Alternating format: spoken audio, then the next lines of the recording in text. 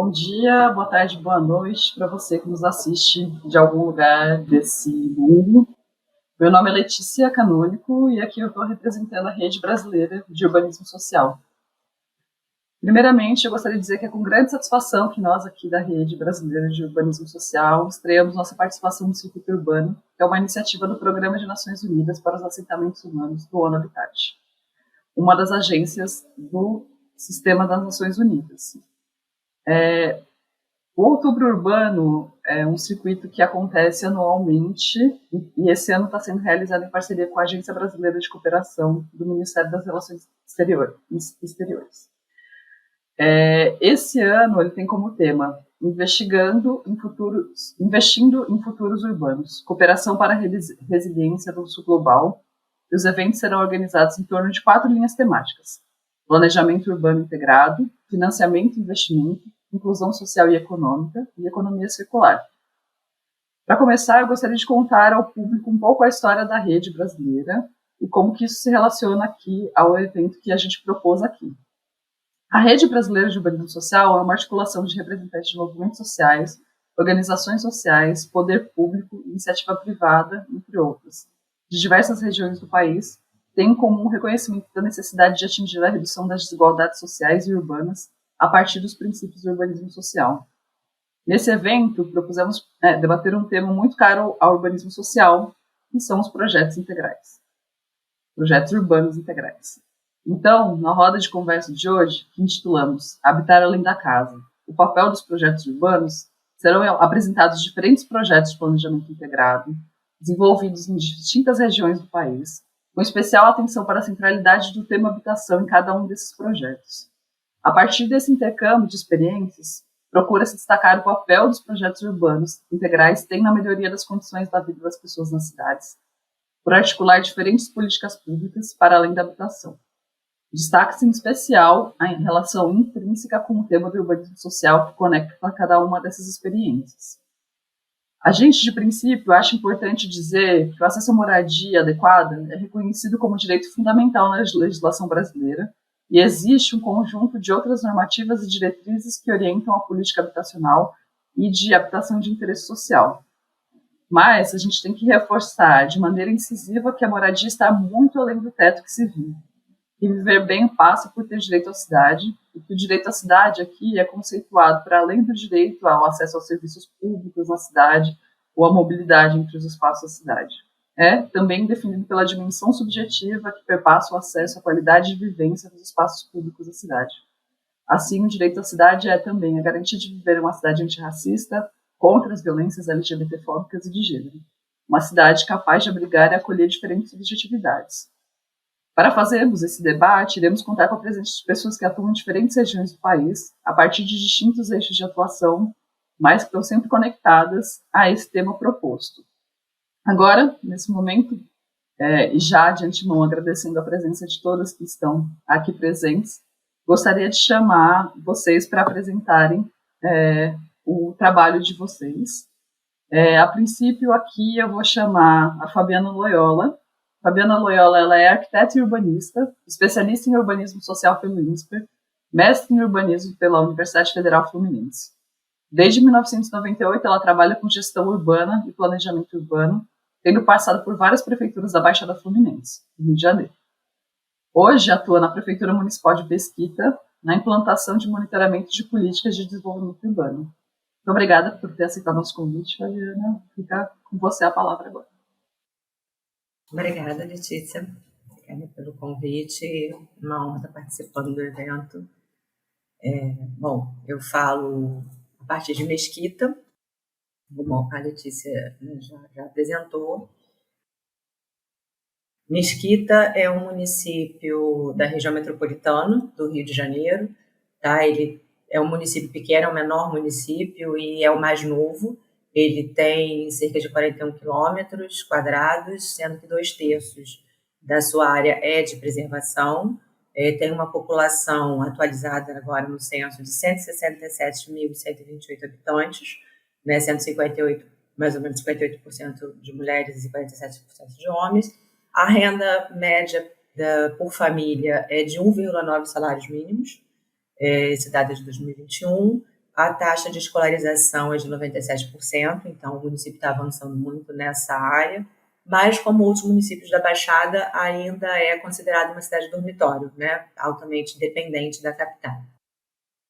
E é importante ressaltar que o aumento populacional de toda a Baixada Fluminense, a partir da década de 1970, ele não foi acompanhado de um planejamento de gestão dos serviços, né, nem de provisão de moradia adequada para essa população, e nem na disponibilização de recursos para atender esse contingente populacional.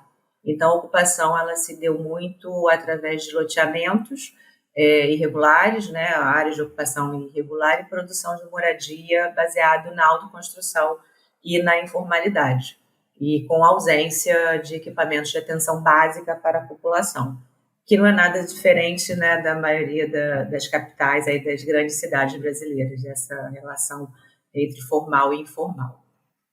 E quando a gente fala de atuação de políticas públicas no território, nós temos duas vertentes, né, que uma é a remissão do passivo e a outra é a potencialização do ativo. Então, tem um passivo que já está lá e que a gente tem que atuar, né, a gente tem que atender também. E aí a gente trabalha em 4 eixos principais, né? Em relação à habitação, tem as políticas habitacionais, elas são voltadas mais para a assistência técnica, né, que inclui regularização fundiária, inclui melhorias habitacionais, que é a redução do déficit qualitativo, digamos assim. Tem geração, a gente tem que atuar também na geração de emprego e renda, né? Como Mesquita sendo uma cidade dormitório, a maioria da população sai da cidade para trabalhar ou na capital ou nas cidades vizinhas de maior porte. Ainda faltam equipamentos e serviços públicos, então a gente tem que, né, colocar saúde, educação, onde ainda não tem, e como a gente teve uma ocupação muito baseada na informalidade, tem a urbanização de assentamentos precários. Mas não é só enxugar gelo, né? A gente tem que também potencializar os ativos que a gente tem. Então, em relação à política habitacional, a gente ainda precisa atuar na provisão de moradias, né, na construção de novas moradias. A gente está trabalhando também muito com o estímulo às inovações tecnológicas para aproveitar isso. A gente está no século XXI, né, tem cidades inteligentes, a gente está investindo nisso também, com foco sempre no cidadão, fazer cidade onde já existe cidade, e isso em Mesquita é muito fácil, porque por ser uma cidade pequena, né, não tem muito para onde expandir, a gente só pode crescer para cima, né, não pode crescer para os lados. Mas potencializar onde já tem infraestrutura, né, usar melhor essa infraestrutura. E usar os equipamentos públicos como indutores do desenvolvimento, principalmente esses novos equipamentos que estão sendo implantados. E aí a gente está trabalhando com o conceito de territorialização das políticas públicas, né, que abarca a dimensão social e institucional e que tem o objetivo de atender às demandas básicas da população. Né? Esse conceito ele já é usado tanto na área de saúde, da atenção básica, quanto na atenção primária e da assistência social, e ele se baseia na descentralização da implantação dos equipamentos públicos no território, né? Demarcando áreas de atuação, né, de uma forma estruturada horizontalmente, para que essa rede de serviços básicos ela atenda de fato a toda a população, né, como a garantia da cidadania e a redução das desigualdades socioespaciais. A gente atua, a gente usa o setor censitário como a menor célula, porque é onde a gente consegue as informações do IBGE e a gente consegue fazer isso, o monitoramento e o acompanhamento disso depois. A partir do setor censitário, a gente cria uma área de atuação e aí cada política, né, tem a sua quantidade de população a ser atendida, então em função disso a gente casa esses 2 territórios. Esse território de atuação ele está contido dentro de um bairro, e se a política atende uma área maior, ela pega pelo menos 2 bairros, e a gente sempre casa os limites, justamente para a gente conseguir ter as informações dos territórios para fazer o monitoramento e o acompanhamento disso. antes disso, né, vocês vão ver aí o mapa que tem a divisão do bairro e tem a área de atuação da assistência social e a área da saúde, e que cada um tinha um desenho diferente, então a gente, né, não conseguia saber exatamente as necessidades de cada território, e aí a gente passa hoje a ter esses territórios compatibilizados. Então a gente sabe, a gente consegue saber, né, uma família X, se tem criança, se a criança está matriculada na escola, se está tendo acompanhamento na clínica da família, se recebe Bolsa Família, enfim, essa integração. Essa integração, essa territorialização, ela segue a lógica do desenvolvimento humano integral, que tem tudo a ver com o urbanismo social, né? Que ela alia a infraestrutura urbana às demais políticas públicas, potencializando os impactos físicos e social, né? Criando projetos que possam fortalecer as atividades econômicas no local já existentes ou que vão ser criadas. Em relação à habitação, principalmente interesse social, que é o nosso tema de interesse, a territorialização ela permite que a gente identifique as áreas com maior déficit habitacional e que a gente possa direcionar os recursos e os esforços, né, governamentais para essas áreas, seja o déficit qualitativo, seja quantitativo. E quando a gente conhece o território melhor, né, mais a fundo, isso permite também que a gente considere as especificidades culturais, econômicas e sociais dessa área, né, promovendo uma inclusão social de fato e a melhoria da qualidade de vida geral no território, né, contribuindo para essa redução aí das desigualdades socioespaciais. E a gente garante também o acesso à moradia adequada, né, com tudo que isso engloba, né, porque como a Letícia falou, não é só um teto, né, você tem mobilidade, você tem equipamento de saúde, você tem equipamento de educação, e também a gente busca estimular a participação das comunidades nesse processo. A partir do momento que a gente começa a entrar no território e começa a conhecer a realidade, conhecer as pessoas, a gente estimula isso. Essa descentralização, né, da implantação dos equipamentos públicos, que é o pilar da territorialização, se constitui nos projetos urbanos integrais, que vem do conceito do urbanismo social, né, implantando as políticas básicas e articulando ações de intervenções estruturais, garantindo de fato o direito à cidade, né, principalmente para essa população mais vulnerabilizada.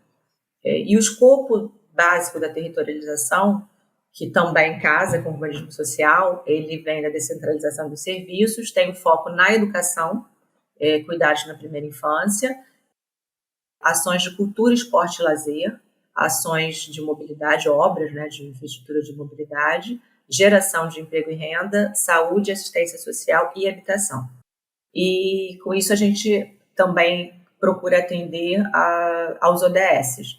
Né, o maior, o principal que a gente quer atender é o ODS 11, né, Cidades e Comunidades Sustentáveis, mas tem relação com todos os outros praticamente, né? E aí a gente aqui listou alguns mais importantes, né, que são mais fáceis de identificar, que é o ODS 1, erradicação da pobreza, saúde de qualidade, educação de qualidade, água potável e saneamento, porque tem lugar que ainda precisa de infraestrutura, trabalho decente, porque a gente também está investindo nisso, e a redução das desigualdades.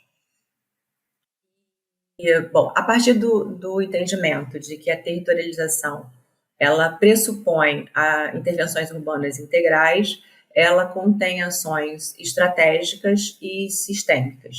E aí a gente está usando como bairro piloto o bairro de Rocha Sobrinho, buscando potencializar essas ações para que seja efetivada de fato uma nova narrativa sobre o território e alcançando os objetivos da mudança da realidade atual. E por que Rocha Sobrinho? Porque Rocha Sobrinho era um bairro que não tinha equipamentos públicos, né? Na verdade, tinha uma clínica da família que estava muito deteriorada e uma creche que não atendia a demanda, e não tinha a presença efetiva do poder público. Então, foi feita uma pesquisa, nós compilamos, né, dados tanto do IBGE quanto do CLP, da Fundação João Pinheiro, do Estado, mas também coletamos dados em campo. E lá, por exemplo, tem uma população majoritariamente preta e parda. 91% das famílias têm renda até 3 salários mínimos, então é uma área, né, realmente muito vulnerabilizada. A faixa etária está concentrada nos adultos, que é a população economicamente ativa, e a escolaridade lá o ensino fundamental. Apesar dos índices de ensino estarem melhorando no município como um todo, mas, né, o passivo que a gente ainda tem. Esse bairro ele recebeu, alguns anos atrás, obras de infraestrutura, já tem quase 15 anos, então lá tem, efetivamente, né, serviço de água, de esgoto, de energia, de internet, coleta de lixo, não necessariamente da melhor qualidade, né, ou como a população queria. E aí nós, nessa primeira entrada que nós fizemos uma pesquisa com os moradores para tentar entender o que eles queriam, né, qual era o desejo, quais eram os desejos da comunidade. E aí a resposta, nós tivemos 73% querem a conservação do Rio Sarapuí, né, daqui a pouco eu vou mostrar o mapa para vocês, porque esse bairro ele faz limite com o Rio Sarapuí, que é um rio importante na região, que também é o limite do município. 62% querem investimento em iluminação pública, melhoria da iluminação pública. 60% área para recreação infantil. 59% recuperação das calçadas. 56% programas habitacionais, né, muito em função dessa informalidade. 69% atividades culturais. E aí eu fiz aqui uma mini matriz de teoria da mudança, não é exatamente uma teoria da mudança, mas é só para mostrar como que estão sendo feitas as ações lá, especificamente em Rocha Sobrinho, mas que também estão sendo reverberadas por todo o município. Então, a partir dessa pesquisa, né, com a população, nós estamos investindo em quê? Em qualificação das vias e calçadas, incluindo a iluminação pública, isso para garantir a mobilidade e acessibilidade da população aos equipamentos que estão sendo implantados, né, e as cidades. Implantação de equipamentos de atenção básica, né, como uma creche, uma escola, um posto de saúde, para disponibilizar próximo à população esses serviços básicos, né, para que ela consiga ir a pé, que ela consiga ir de bicicleta, que ela não precisa sair do seu bairro para ter isso. E a implantação de campos e parques, que é para garantir espaços públicos qualificados, né, esporte, lazer, permitindo maior sociabilidade dessa população. E nós chamamos isso de aproximação, que é a entrada no território, a entrada do poder público no território. Né, como era uma área que não tinha a presença do poder público, então essas ações iniciais, elas estão permitindo que a gente entre no território e que a gente se aproxime da... E aí a gente tem um equipamento âncora, que a gente chama de circo, de escola de circo, que é um espaço multiuso, podendo agregar capacitação profissional, serviços complementares à educação básica, e aí a gente está chamando isso de construir junto, que é um incentivo à participação da população. Né? Nesse momento, a gente primeiro entra, oferece os serviços básicos que não tinha, e aí a gente chama a população para trabalhar junto. E esse mapa final, né, ele mostra aí essas intervenções e a integração entre eles. Então, a gente tem ações, né, obras na área de mobilidade urbana, que é a requalificação das calçadas, a alteração do fluxo viário. A gente tem a construção de equipamentos de esporte e lazer. A gente tem, na área de habitação, a ação de regularização fundiária e de melhorias habitacionais. A gente tem a construção de uma clínica da família, que já vai ser inaugurada agora, a criação de um galpão de coleta seletiva, que também está ajudando na geração de emprego e renda, né, da população mais vulnerabilizada. E aí a gente tem 2 grandes projetos, que esses projetos, na verdade, são os principais que a gente vai precisar estar mais junto com a população. que um é a construção de um parque linear nas margens do rio Sarapuí, né, que é essa área aqui, que provavelmente vai precisar de remoção, tem que ser junto mesmo, mas para qualificar esse espaço, né, evitar inundação, essas questões, e uma área que é da prefeitura e que a gente vai fazer uma PPP ou uma operação urbana simplificada, como criando uma nova centralidade, usando, de fato, o equipamento público, né, como um indutor do desenvolvimento da região. Obrigada, foi rapidinho, espero que tenham entendido. Acho que esses momentos de mostrar em 15 minutos um trabalho tão grande que está sendo feito é sempre um desafio. Né? É um desafio. Mas agradeço aí a sua apresentação. Parabéns pelo trabalho que vocês estão desenvolvendo aí. E eu acho que uma relação, né, muito próxima com o trabalho que vocês estão desenvolvendo aí em Mesquita. A gente tem a experiência em Recife, que a Fernanda Pereira está desenvolvendo. Já vou passar a palavra a ela, apresentar quem é Fernanda. Fernanda Pereira ela é arquiteta e urbanista, com mestrado em desenvolvimento urbano pela Universidade Federal de Pernambuco e especialização em urbanismo social pelo INSPER. Atualmente, ela é coordenadora de projetos de urbanização integrada no Programa de Requalificação e Resiliência Urbana em Áreas de Vulnerabilidade Socioambiental, o Promorar Recife. Fernanda, a palavra é você. Oi, então, a minha ideia é apresentar um pouco o Promorar, né, dentro dessa perspectiva da moradia adequada, e como esse projeto, né, de urbanização integrada e de requalificação, ele atravessa todas essas dimensões da moradia adequada que já é conhecida, né, pela ONU.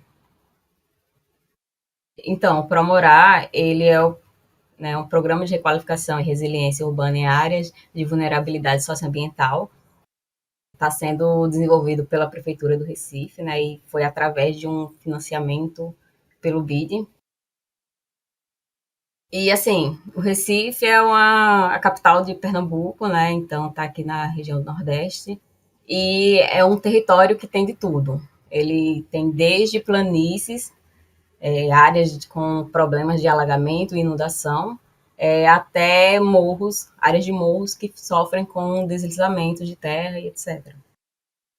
Recife também ele tem um cenário de desigualdade, né? Nos últimos anos ele foi uma cidade que entrou com os maiores índices de desigualdade social. E, para além disso,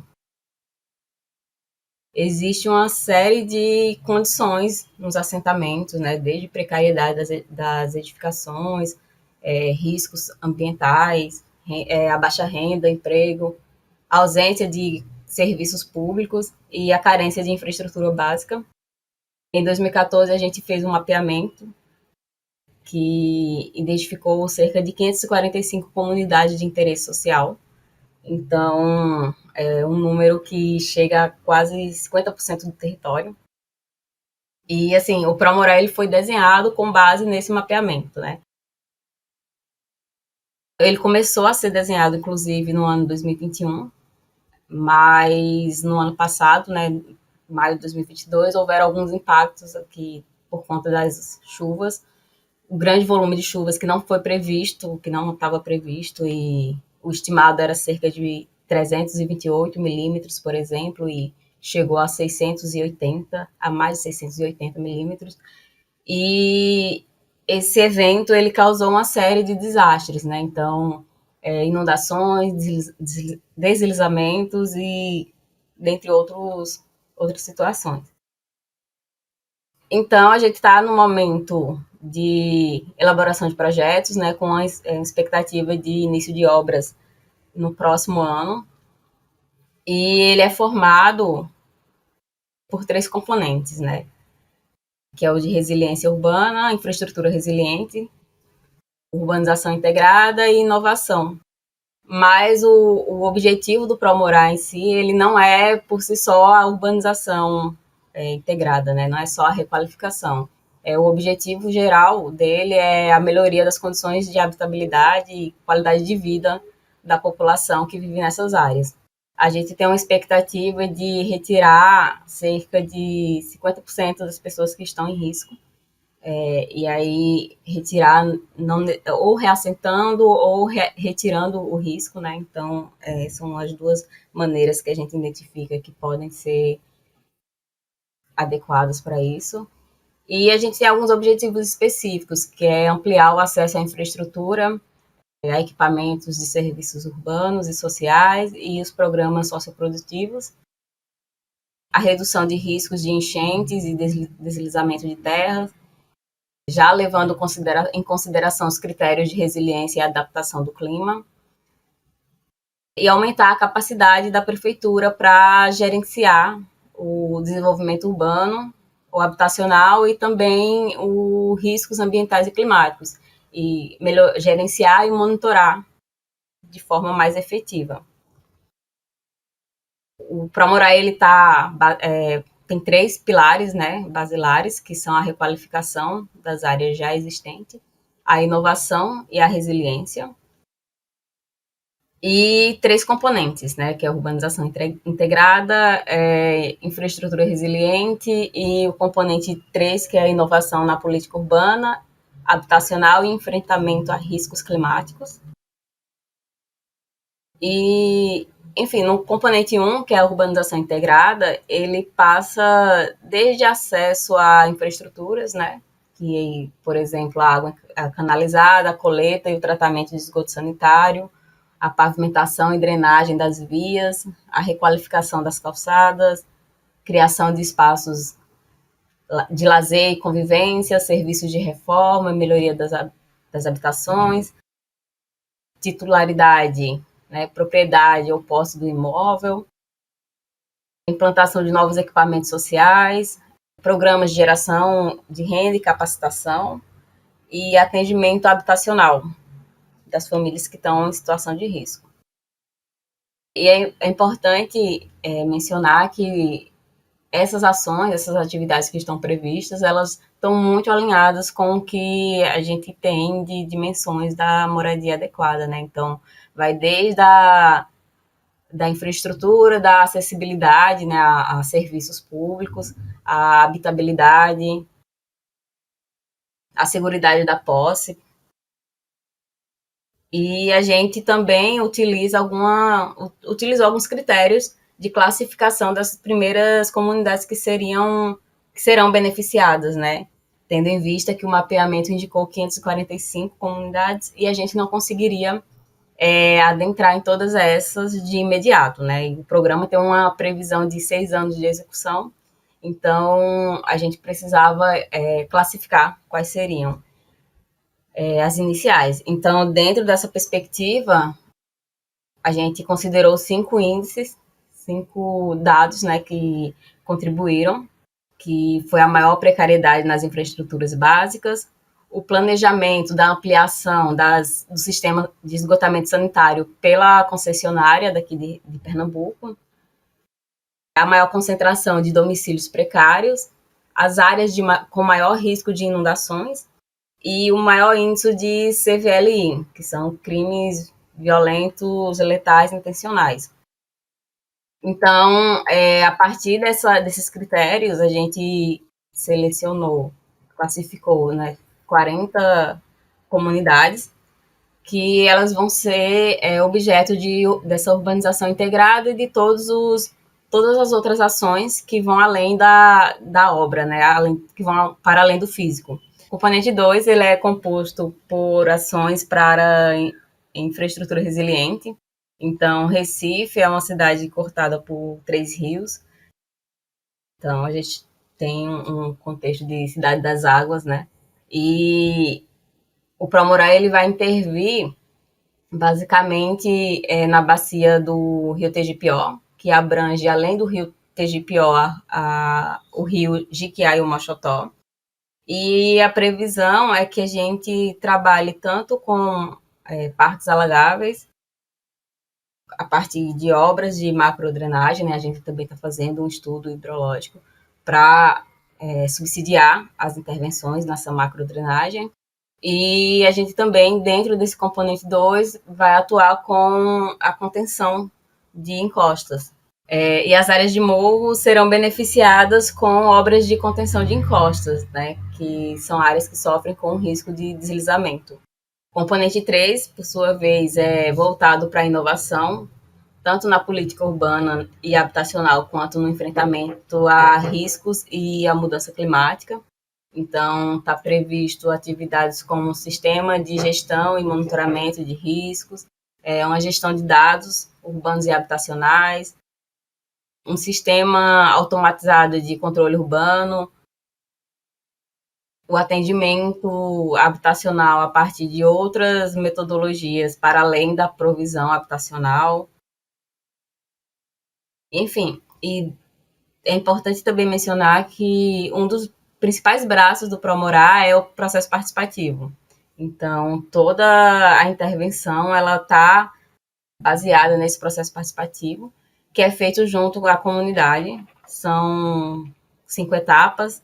Uma inicial, que é a aproximação, é o momento que a gente se apresenta à comunidade, apresenta o programa e as atividades que são previstas. É também um momento de reconhecimento, né? A gente começa a conhecer a comunidade e a comunidade começa a nos conhecer. A segunda etapa é a etapa de cocriação, que é quando são realizadas as oficinas. Então, são cerca de 8 oficinas ou mais. Elas são realizadas com oficinas gerais, né, com público mais geral, e também oficinas específicas, voltadas para a população que historicamente é mais vulnerabilizada, né? Então, mulheres, idosos, crianças. E a gente também consegue alterar um pouco, né, acrescentar situações de públicos específicos, que é quando a gente identifica que naquele território tem um público significativo. E aí um exemplo é de uma comunidade específica que foi identificado um percentual maior de pessoas com deficiência. Então, foi elaborada uma oficina específica para esse público. Nessa cocriação também é o momento de fazer um diagnóstico da área e levantar os principais problemas e soluções. As soluções são criadas junto com a comunidade. E a partir daí a gente leva essas soluções que foram levantadas lá para implementar nos projetos de urbanização integrada, e esses projetos são desenvolvidos considerando essas demandas, e a terceira etapa é a validação, é o momento que a gente traz a devolutiva, apresenta os projetos à população. Posteriormente, a gente tem as intervenções, né, físico-territoriais, que são as obras em si, e, por fim, a quinta etapa é a gestão compartilhada, que é o momento de fazer ações de promoção e gestão da área, pensando na sustentabilidade dessas intervenções. Essas são as ações que estão previstas dentro do Promorá, e com isso a gente tem alguns resultados, né? A gente espera alcançar alguns resultados, que, por exemplo, é a retirada de cerca de 50% da população que está em área de risco, né? Ou a retirada do risco. A urbanização integrada de cerca de 40 comunidades de interesse social, a redução de 50% no volume de inundação e alagamento que são promovidos pela bacia do Rio Tegipió, a redução de 40% do total de pontos de riscos, com classificação 3 e 4, né, alto e muito alto, na cidade do Recife, e mais de 500 mil recifenses beneficiados de forma direta e indiretamente. Nesse contexto, a gente já tem algumas lições aprendidas, né, nesse decorrer do programa. Dentre elas, é que sem a participação social não há pertencimento, e fortalecimento, o pertencimento em si, ele consegue promover a resiliência. A gente também entendeu, né, que a escutativa dos diferentes grupos da população, ele favorece intervenções mais efetivas e satisfatórias. Também a gente identificou a necessidade do treinamento das empresas de engenharia e arquitetura para trabalhar com premissas do urbanismo social, que é soluções baseadas na natureza. Elas requerem, muitas vezes, um reassentamento de muitas famílias, e isso aumenta o custo financeiro e social também. Então, a gente pensa em uma solução híbrida.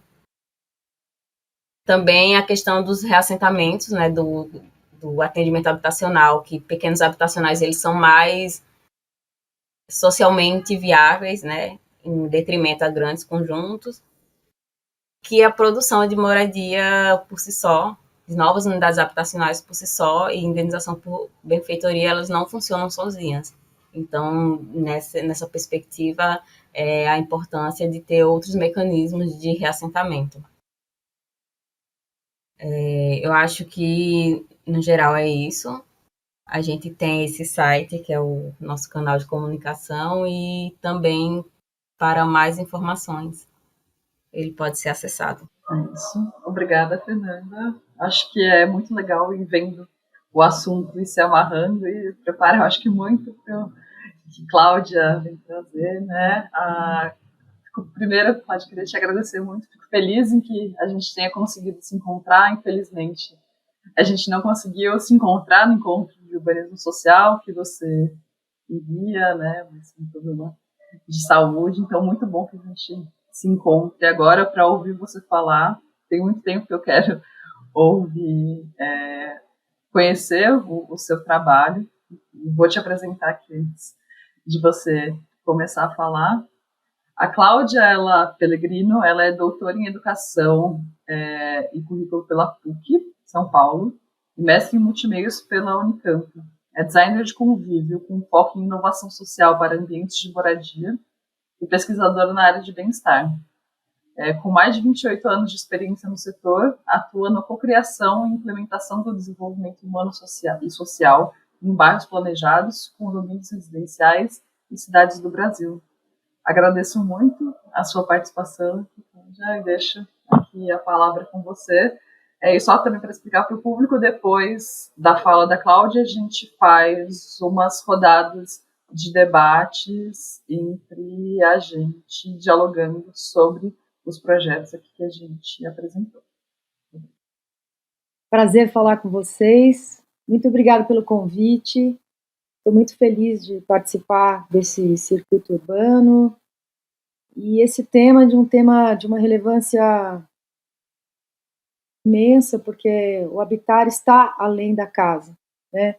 E esse papel dos projetos urbanos, eu acho que não existiu uma escolha melhor para esse tema no momento que a gente está vivendo, né? Vivendo aqui, principalmente no Brasil.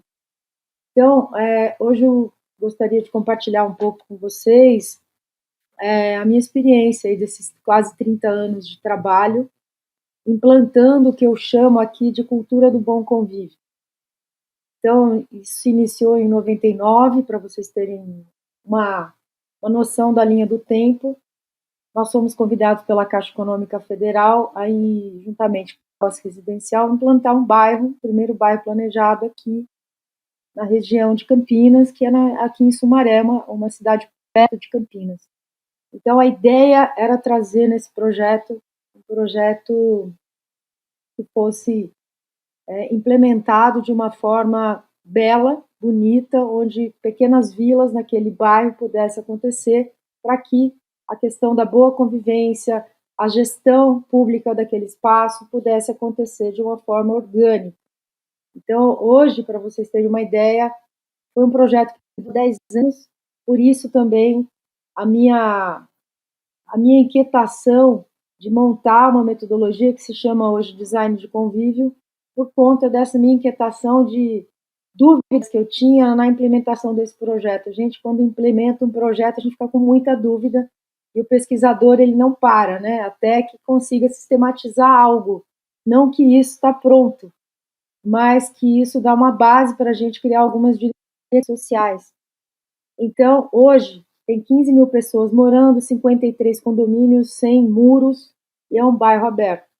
E como que isso se sustenta e como é que isso também tem uma associação sem inadimplência, e como é que essa associação cuida desse bairro, como as pessoas cuidam desse espaço. Porque, para mim, uma das coisas mais difíceis de implementar um projeto social é a educação para o coletivo. Porque nós não fomos educados, desde a infância, a pensar no coletivo. Então, a gente está acostumado com esse padrão de competição. Nós competimos para alcançar aquele lugar na universidade, para poder subir no sistema piramidal de uma empresa, mas o coletivo e os princípios da colaboração as escolas acabam esquecendo de ensinar. Então, esse tem sido o meu foco de trabalho. E essa questão da educação e o morar além da casa se liga nessa questão da educação. Eu acho que sem educação das pessoas enxergar de uma forma holística, integral, o lugar que elas moram, dificilmente você consegue uma comunidade emancipada. Eu acho que tanto a Fabiana e a Fernanda tocaram nesse assunto, né? A descentralização, ela passa por um núcleo que é a corresponsabilidade, primeiro individual e depois do coletivo. Então, sem essa educação, isso praticamente, a gente quase nem consegue emancipar uma comunidade, né? E sinto também que as pessoas formam um bairro, uma cidade, mas será que de fato elas vivem em uma comunidade? Dificilmente. Eu vejo aqui pelo meu bairro que eu moro, agora está se reativando uma associação, agora que a gente está começando a se articular em relação aos espaços. Mas eu trouxe também aqui na minha apresentação 5 pontos importantes que as pessoas buscam quando elas vão buscar um projeto, um lugar para morar. A primeira dimensão que essas pessoas vão buscar é a segurança. A segurança no sentido de assaltos, né?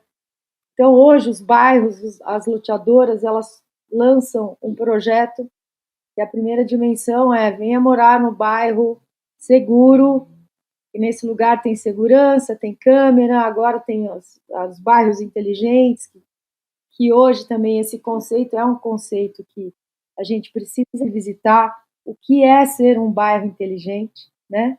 A gente está falando que tipo de inteligência. A gente se esquece muito que essa inteligência também é uma inteligência emocional das pessoas que vão morar naquele bairro. Então, passa por esses pontos, que é a segurança da questão de não ter roubo naquele espaço e eu dormir com segurança. O segundo, que eu também acho, quando o indivíduo vai morar e ocupar esse bairro, é: se eu estou pagando aqui por este local, eu quero que aconteça determinadas coisas e eu não ligo para aquilo que está acontecendo fora da minha casa. Então, o que acontece? A pessoa paga, ou que seja lá o valor do terreno, paga o IPTU, e quem que cuida do bairro? Alguém cuida do bairro, mas ela não sabe que ela também é coautora e corresponsável do cuidado da praça que está na frente da minha casa, ou da própria rua que está ali na frente da minha casa onde eu moro. O terceiro aspecto que eu trouxe: eu moro aqui, mas eu não conheço quase ninguém, porque eu chego cansada, entro na minha casa, fecho o portão, blindo, fico dentro da minha casa, mal sei o que está acontecendo fora. Então, para nós aqui que trabalhamos com território, é de suma importância que a gente crie atitudes ou atividades que estimulem que ela saia para fora dessa casa, que esse indivíduo saia, né? Então, esses encontros que a gente provoca também num projeto social é muito importante, esses estímulos que a gente traz, né? O quarto aspecto que eu trouxe: eu moro aqui e não quero contribuir. Então, muitas vezes o bairro hoje, quando implanta um bairro planejado, eu sempre coloco para o empreendedor: olha, vamos montar neste território um espaço da associação de moradores. Eu preciso de um terreno que seja construído nesse espaço, um núcleo cultural, que ali seja uma sede da associação, que ali seja uma sala cultural, um coworking, onde as pessoas possam visitar possam conhecer e falar, né, do que elas querem naquele espaço. Então, hoje isso é muito, eu recomendo muito quando eu, enfim, sou convidada a fazer um projeto, que a gente tenha um espaço e que exista uma associação, que essa associação de bairro consiga ter uma voz desse bairro, consiga representar isso publicamente. Então, os espaços se descentralizam, de certa forma, e ali as lideranças conseguem se articular com outras associações e o poder público. E o quinto, eu coloquei até uma provocação, porque mesmo que eu moro aqui. Porque eu acho que o morar, ele está além de morar dentro da minha casa, ele está também numa cocriação com o externo, com o território no qual eu estou. Então aí é muito essa questão do pertencer. O pertencimento é algo que a gente precisa estimular e aprender, uma vez que a gente não foi educado para o coletivo. Então, hoje a gente fala, poxa, aquele território, eu sinto que aquela comunidade não consegue pertencer àquele local, porque a gente não educou para isso. Então, algumas formas de estímulo dessa educação, eu vejo que é fundamental. E nós sabemos que formar uma comunidade é uma tarefa extremamente complexa, onde existem duas pessoas, é alto grau de complexidade, né? Nós somos aí bombardeados das nossas emoções, uma vez que nossas emoções definem o nosso comportamento e define também muito de onde eu vim, qual é a minha cultura, como eu fui criada, onde eu trabalho, que é o espaço social. Então, no meu sentir, é que cada vez mais a gente consiga mudar o nosso olhar quando a gente desenha um projeto ou quando a gente implementa um projeto, e sempre ter esse olhar integral, integrativo, né, que tanto a Fernanda e a Fabiana já o fazem aqui. E uma coisa que eu também constatei e gostaria de compartilhar é que nesses quase 30 anos aí implementando comunidade, as lideranças da comunidade não saem das minhas mãos, ou seja, 10, 15, 20 pessoas, começa com 30, 40, eu acho que depois eu gostaria até de ouvir a Fabiana e a Fernanda, porque começa, né, o primeiro estímulo, vai todo mundo, e ao longo do tempo as lideranças vão se formando. Né, 10 pessoas, 8, 9. Digo isso porque, né, nesse bairro que eu citei, o Vila Flora Sumaré, nós trabalhamos 10 anos do projeto, e hoje ele é regido por uma associação que tem o quê? 10 pessoas, 15 pessoas, um bairro de 15 mil pessoas. Então, hoje, quando eu faço um projeto, desenho um projeto, eu sempre começo na pré-entrega desse projeto, identificando líderes e formando líderes antes da entrega do empreendimento.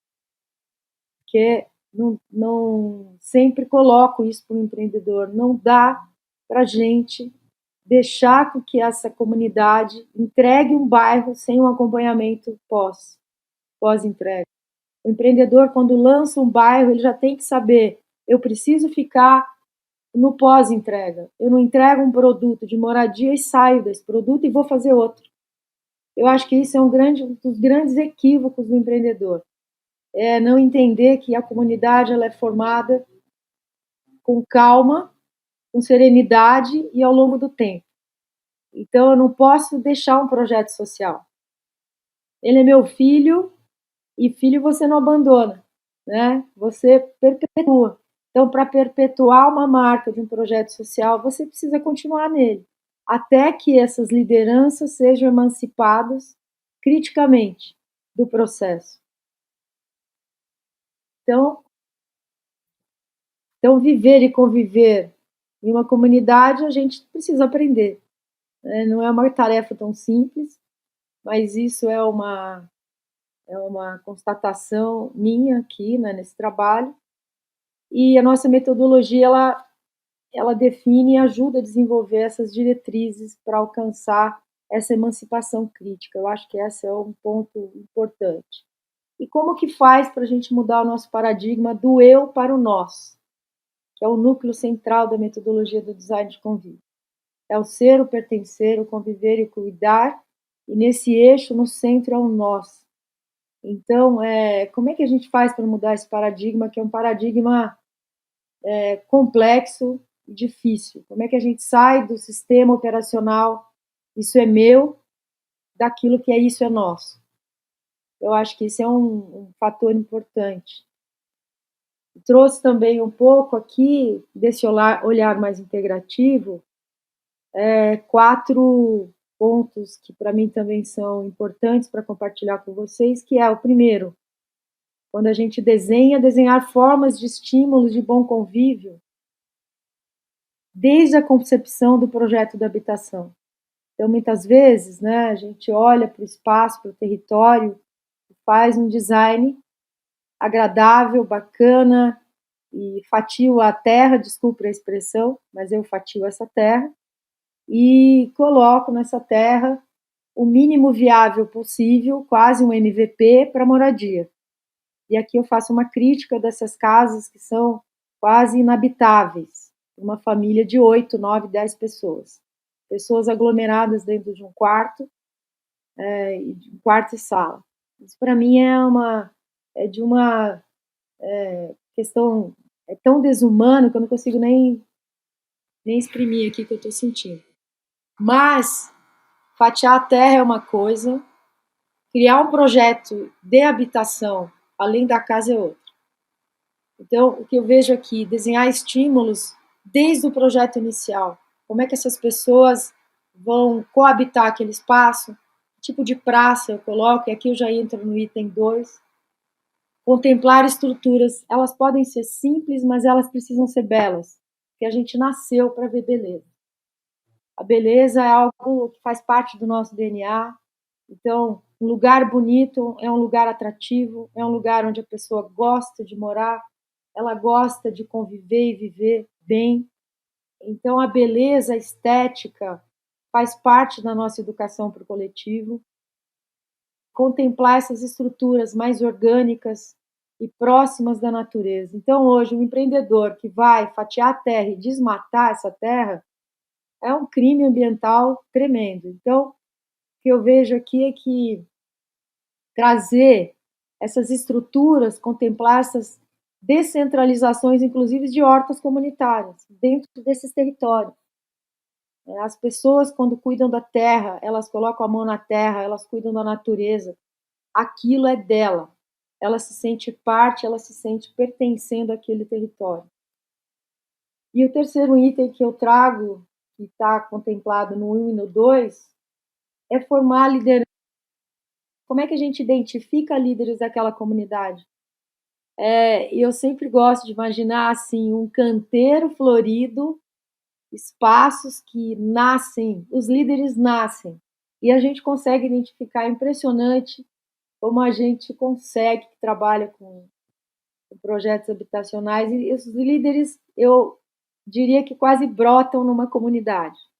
Você nem espera que aquela pessoa desponte em algum momento e ela vai lá e ajuda. Então, entender também que as lideranças, elas são mutáveis, né? Então, você começa um projeto com determinadas lideranças, dali a pouco, com o ciclo de vida de uma comunidade, você consegue identificar outras, as pessoas aparecem, desde que tenham estímulos adequados, né?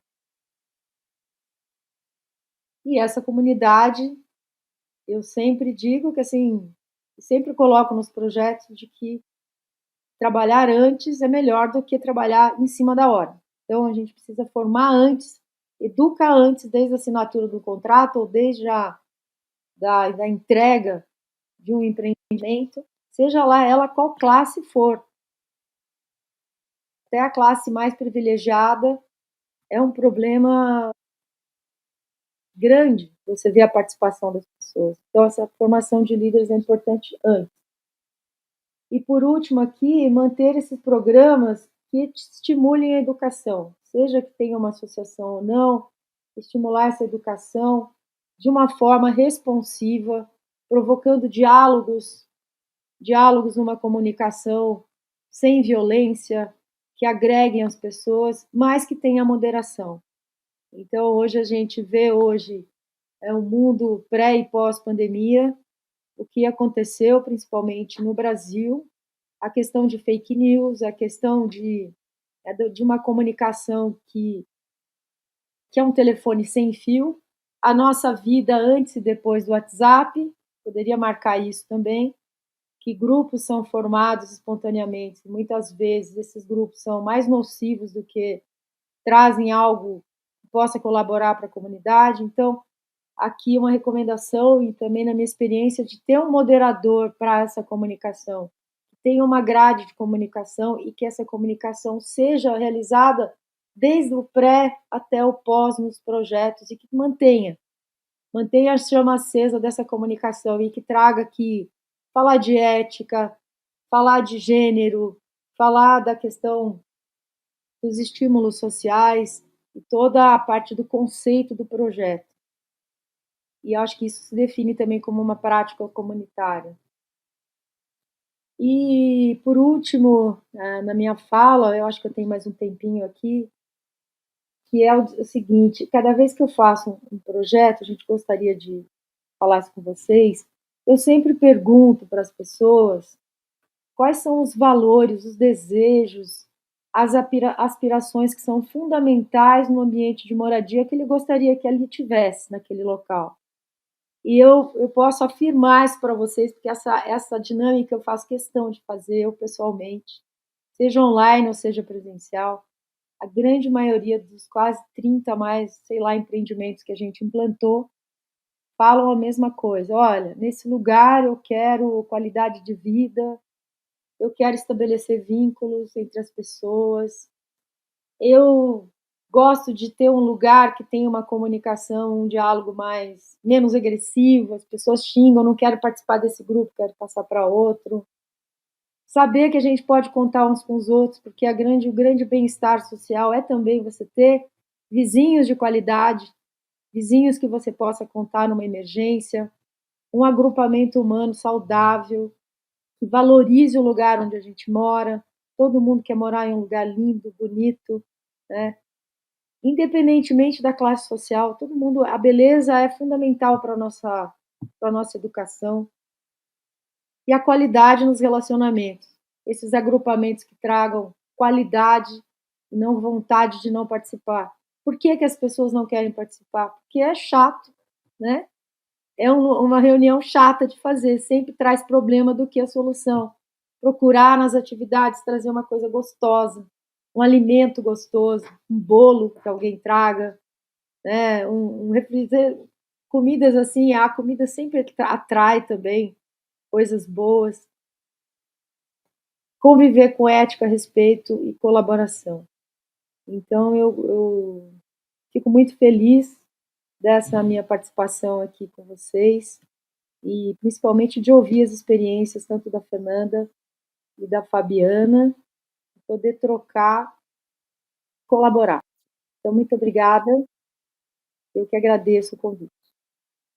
Eu que agradeço. Eu acho muito legal a gente aqui sentar juntas e compartilhar essas experiências, né, de lugares tão diferentes. Acho que fica muito claro esses diversos elementos que compõem esse habitar além da casa, né, a partir dessas diferentes experiências, compartilhamentos que a gente teve. Eu acho que isso se torna muito claro. E antes de iniciar o debate, né, eu acho que é importante dizer, nesse contexto que a gente vive, que a gente está num momento muito importante, né, das políticas públicas brasileiras, que a gente tem de volta o Ministério das Cidades, a gente tem uma Secretaria das Periferias que ela tem atuado, né, com ações que elas são voltadas diretamente para territórios vulnerabilizados, né. E acho que a gente fala isso na abertura do nosso encontro de urbanismo social, né, sobre a importância dessa mudança da articulação, né, da palavra. Não são territórios que são vulneráveis em si, né, porque eles não nasceram desse jeito, mas eles foram vulnerabilizados, né. Eu acho que em todas as falas aqui isso fica muito evidente, né. Também penso que é fundamental, né, que a gente considere a importância dessa consolidação das redes, né, de ações, iniciativas que integram o poder público e iniciativa privada, ações que elas têm por objetivo algo em comum, que é as cidades que proporcionem melhores condições de vida para os seus habitantes, né? Políticas que elas tenham as pessoas, políticas da cidade que tenham as pessoas no centro de sua atenção. Então, acho que muito do que está sendo provocado, né, nesses debates, né, o que tem a ver com esse encontro do circuito urbano é direcionado nesse sentido, né? Então, pensamos que é muito fundamental, eu acho que isso nos une, né, considerar na elaboração dos nossos projetos a reparação da ausência já acontecida nos territórios vulnerabilizados anteriormente, né? É uma ausência de políticas com qualidade, com beleza, né? Que se direcionem nesse sentido, porque uma política de violência, ela já foi, né? A existência, a presença do Estado já foi muito direcionada nesse sentido. Mas vou propor aqui 3 blocos de perguntas que eu vou fazer para todas vocês. Eu vou fazer blocos, né, 3 blocos de 2 perguntas. A gente tem 5 minutos para responder, evidentemente, né? Eu acho que não, as perguntas elas nunca são respondidas de uma maneira esgotada e nem tudo acho que cabe aqui agora, mas fica uma provocação também ao público que vai nos ver, que também atua nos territórios, né? Mas primeiro eu queria fazer uma pergunta um pouco mais técnica, e aí depois eu quero puxar outros elementos para o debate, né? Mas em termos de equipe que compõe um projeto integrado, eu queria saber um pouquinho de vocês sobre a importância da intersetorialidade desse grupo e um pouco como que isso vem sendo implementado nesse projeto, né? Ouvindo vocês, são várias dimensões aí que estão envolvidas, então vários tipos de conhecimento que estão atuando num projeto, né? Então, só para vocês contarem um pouquinho sobre essas equipes que estão envolvidas no projeto. E, em segundo lugar, né, essa semana em que a gente está gravando, para contextualizar quem está vendo, depois aconteceu um debate muito importante com relação aos dados do IBGE, dos aglomerados subnormais, que ainda se chamam assim, mas está tendo um debate sobre a reformulação de como esses territórios são cunhados, né? Então, nesse ano eles estão sendo divulgados os dados do censo do IBGE e tem uma discussão sobre as defasagens de informações sobre os territórios, né, de comunidades, de favelas, dos aglomerados subnormais. Então, eu queria entender um pouco, vocês falaram um pouco, né, na apresentação, mas como que os projetos têm trabalhado com os dados, como que vocês diriam ao público, né, sobre o papel que essas informações e dados têm para o desenvolvimento, né, do planejamento e ação dos projetos que vocês atuam. Aí a gente pode começar do Fabi, você pode ser a primeira, a gente faz essa ordem, depois a gente inverte na próxima. Vou começar com a primeira pergunta sobre a integração, né, das equipes. Ela é fundamental, né, não tem, acho que ninguém tem dúvida sobre isso. No caso desse projeto, especificamente, que eu apresentei, que a gente está usando como um piloto, a gente está trabalha urbanismo junto, trabalha trânsito, mobilidade, meio ambiente, assistência social, saúde, cultura, e o projeto ele está saindo muito mais completo. E aí a gente também, né, por que a gente está fazendo isso? Quando começaram alguns projetos no município, eram projetos soltos, e ao longo do tempo, conforme esses projetos iam sendo implantados, se viu a necessidade de conversar com outras secretarias, né? E trazer, olha, eu estou com um problema aqui, eu colocava um equipamento de esporte, mas tinha um problema de segurança, um problema de acessibilidade. Então, nesse a gente já começou desenvolvendo com todo mundo junto, todo mundo dando, né, a sua contribuição e a sua expertise. E também foi assim, a gente primeiro entrou no território, porque como era um território que não tinha a presença do poder público, né, então a gente entrou no território, com esses equipamentos básicos para poder também chamar a população, né? Não adianta a gente também ir conversar, porque sempre fica aquela coisa assim, mas é o poder público, a gente vai conversar e nunca vai fazer nada, e a gente está cansado de conversar, né? Então, e aí cada setor atuando na sua área e começando também a captar as intenções, né, e os desejos da população. Em relação aos dados, a coleta de dados, nós trabalhamos lá em Mesquita especificamente, a gente tem uma metodologia, né, não sei se muito própria, mas que vem de cima, né, do governo, intenção do governo. Tem uma atuação que é direta. Nós lá temos um aplicativo que é o Colab, então a população ela passa informação direta, tanto de reclamação quanto de elogio, quanto de tudo. Então isso acaba sendo uma fonte também de informação. E nós temos um setor de dados, nós temos um setor lá que é, inclusive o setor que eu trabalho hoje, que é o de planejamento estratégico, e dentro dessa, que é uma subsecretaria, tem um setor de dados.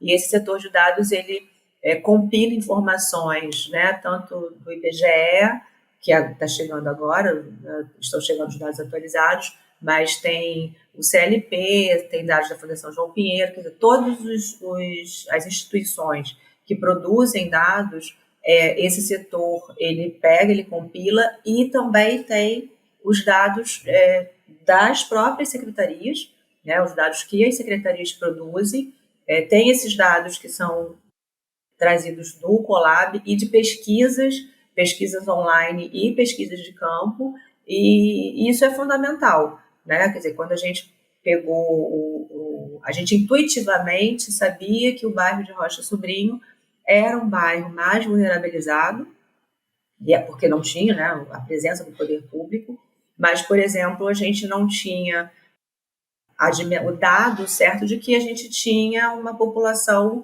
com renda de menos de 3 salários mínimos, que, né, faz a base de todas as políticas públicas, né, sociais e as prioridades, né, as políticas de habitação, políticas sociais, a prioridade é sempre para as famílias até 3 salários mínimos.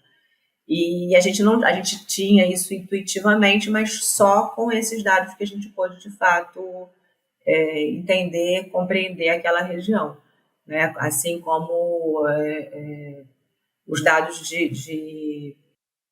da educação, por exemplo, né? Como foi com a pesquisa que a gente viu, olha, está crescendo o número tem muitas crianças lá, então a gente vai precisar, de fato, colocar um equipamento de educação mais robusto lá para atender desde a creche até o Fundamental 2. Então, e não só a coleta de dados, né? Porque os dados por si só, eles não dizem nada, né? A gente tem que coletar esses dados e tem que analisar. E aí, quando a gente casa essas informações, os dados da saúde com os dados da assistência social, com os dados da educação, isso ajuda na determinação de uma política pública mais assertiva, né, para aquele território. Então, é fundamental. Fernando?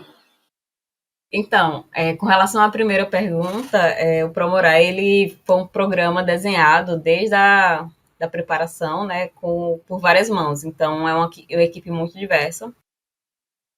E até pela própria dimensão multidisciplinar dele, né, ele acaba entrando por vários eixos, então existe uma diversidade de especialistas, de vários eixos temáticos. Então, é importante mencionar também que, para além da diversidade em termos de formação, a gente também tem um grau de experiências variados. Então, a gente nunca deixou, por exemplo, de responder uma pergunta, porque sempre tinha alguém que conseguia trazer ou um olhar mais experiente, né, de muito tempo de atuação, ou algo mais inovador. Então, e tudo isso reflete, assim, em como a gente pensa em transformar, tratar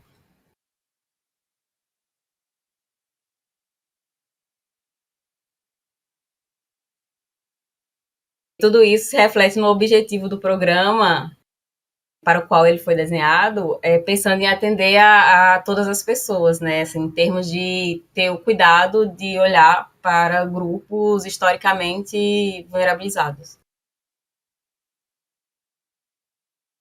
Com relação aos dados, a gente entende, né, que a política de desenvolvimento urbano ela deve ser pautada por dados. Algo que não, há um certo tempo, não era muito efetivo, vamos dizer assim, não era uma prática.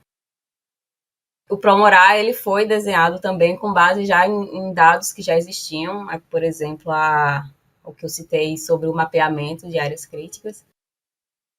Então, ele foi um documento base para identificar essas áreas mais vulnerabilizadas. Com o decorrer da preparação, também foi identificado que alguns outros dados eles não eram suficientes. Então, foi pensado outros mecanismos de coletar dados. Por exemplo, hoje a gente tem o COP, que é o Centro de Operações, que ele faz tanto um levantamento de dados, uma análise, quanto também faz um monitoramento em tempo real as coisas que estão acontecendo na cidade. E, assim, durante a preparação,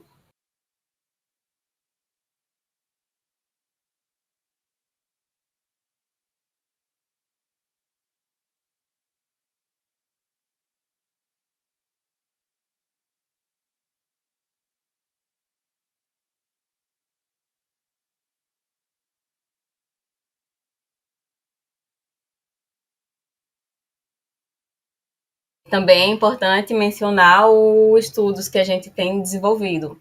Por exemplo, a gente prevê as intervenções de projetos de parques lineares, de ações de macrodrenagem em um rio que historicamente proporcionava, né, situações de inundação nas comunidades que estão situadas à sua margem. Mas antes da gente ir para o projeto em si, a gente está fazendo um estudo hidrológico. Então, além do estudo hidrológico, está sendo desenvolvido vários cenários para que a gente consiga identificar qual a melhor intervenção, né? Qual a intervenção que ela vai ter um resultado melhor com menor impacto, tanto menor impacto social, no sentido de impacto negativo, né? Quanto financeiro também. Ponto. Eu vou falar um pouquinho da questão da equipe, do projeto, como a natureza hoje do trabalho que eu estou fazendo é um pouco diferente, tanto do da Fernanda e da Fabiana, porque eu trabalho com o setor privado, na sua grande maioria dos projetos. Então, atualmente eu estou com 11 projetos, sendo bairros, loteamentos abertos e alguns fechados, né, residenciais.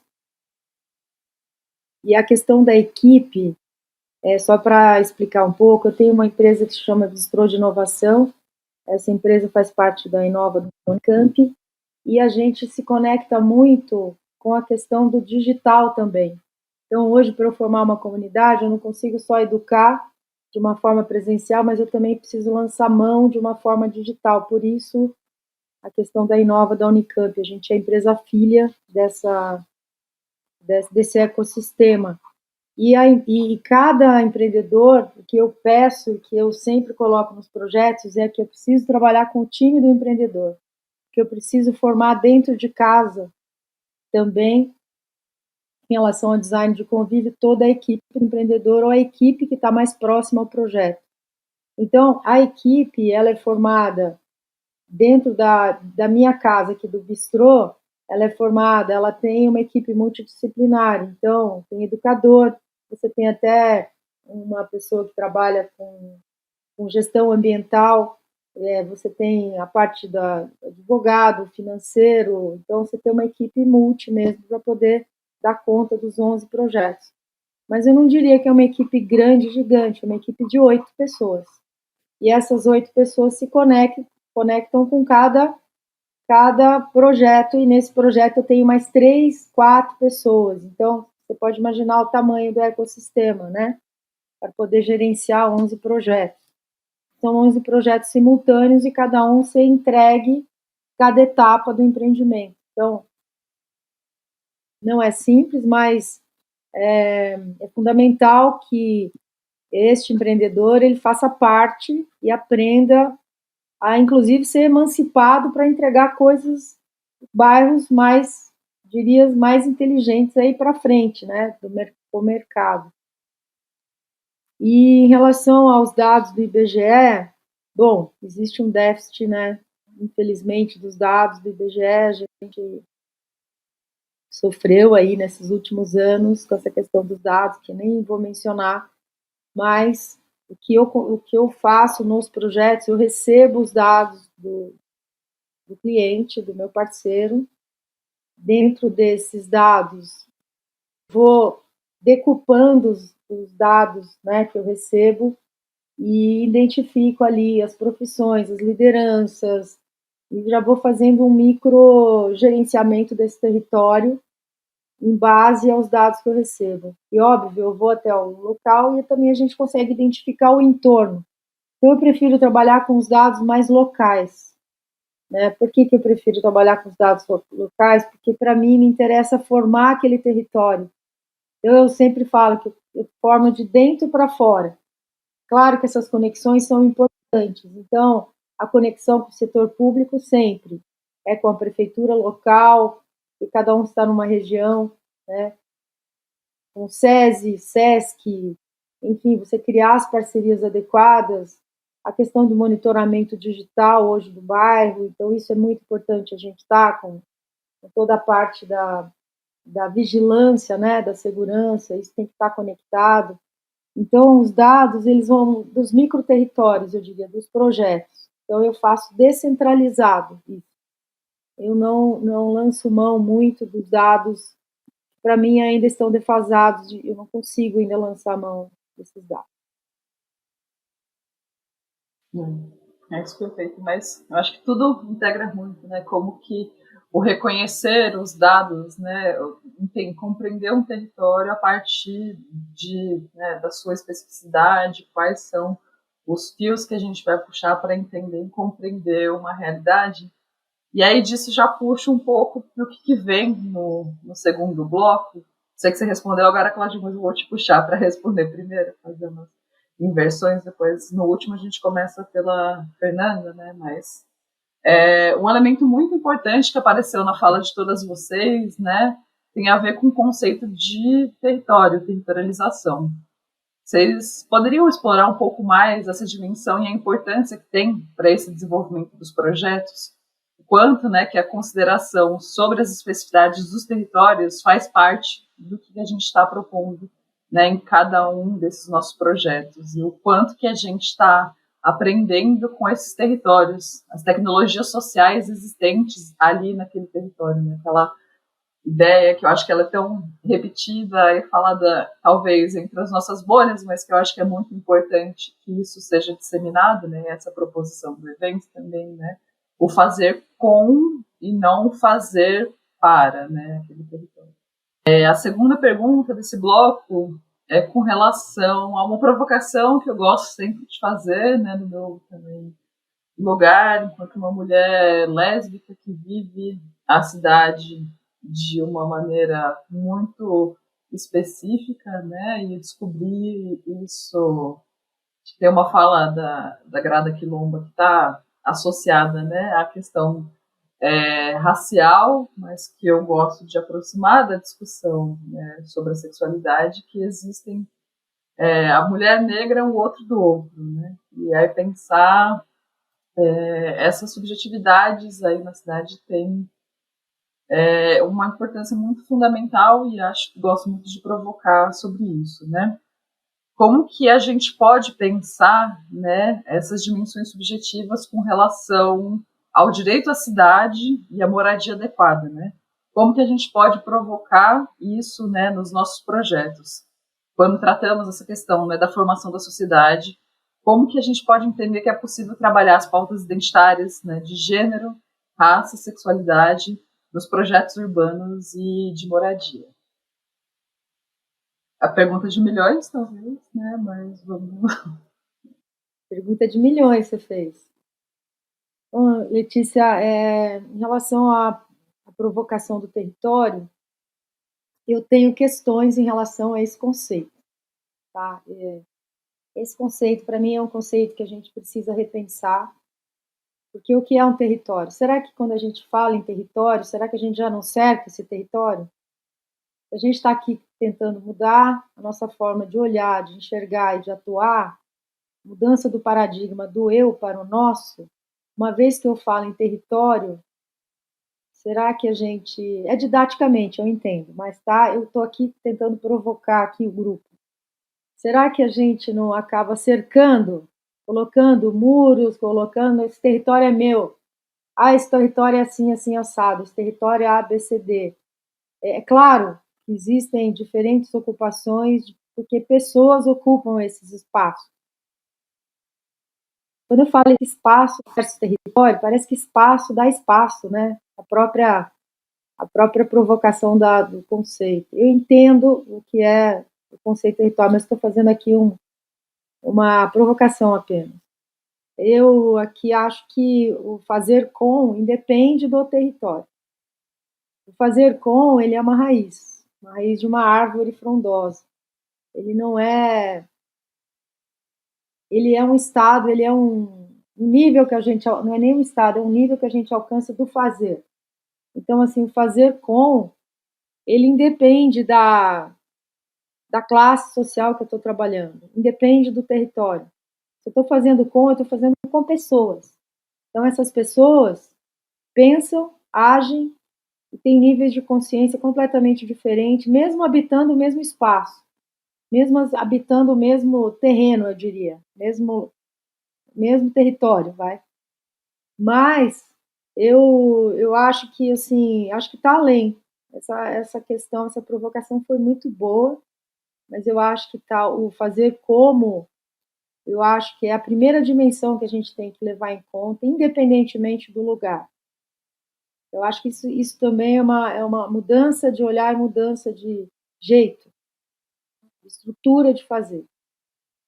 Em relação a outra provocação das dimensões da subjetividade, extremamente importante essa questão versus o que a gente vê, não só aqui no Brasil, mas no mundo, em relação ao acolher o diferente, acolher, a integrar o que é estranho a mim, né? O que me soa esquisito, que me soa estranho, tudo mais.